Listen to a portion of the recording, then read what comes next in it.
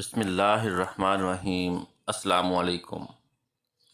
ایک آدمی جب اپنے کسی بیٹے میں اخلاق کی زوال دیکھتا تو صدقہ کرتا اور لوگوں کو کھانا کھلاتا اور اس آیت کی تلاوت کرتا: خذ من اموالہم صدقۃ تطہرہم وتزکیہم بہا۔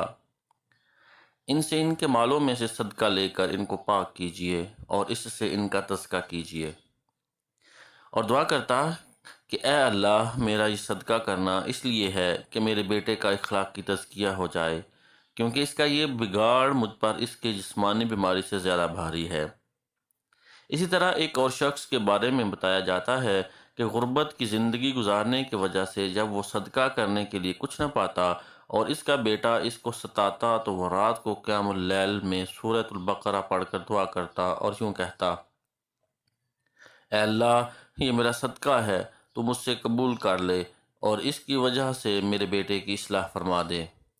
ان سے ان کے مالوں میں سے صدقہ لے کر ان کو پاک کیجیے اور ان سے ان کا تزکیہ کیجیے، اور دعا کرتا کہ اے اللہ، یہ میرا صدقہ ہے، تو مجھ سے قبول کر لے اور اس کی وجہ سے میرے بیٹے کی اصلاح فرما دے۔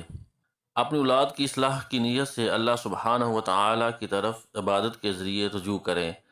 اگر انہوں نے تمہاری کوششوں کو مغلوب کر بھی لیا تو وہ تمہاری نیتوں کو ہرگز مغلوب کرنے کی استطاعت نہیں رکھتے۔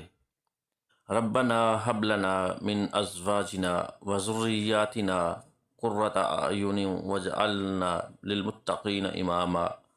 اے پروردگار، ہمیں ہماری بیویوں کی طرف سے دل کا چین اور اولاد کی طرف سے آنکھ کی ٹھنڈک عطا فرما، اور ہمیں متقین کا امام بنا۔ آمین یا رب العالمین۔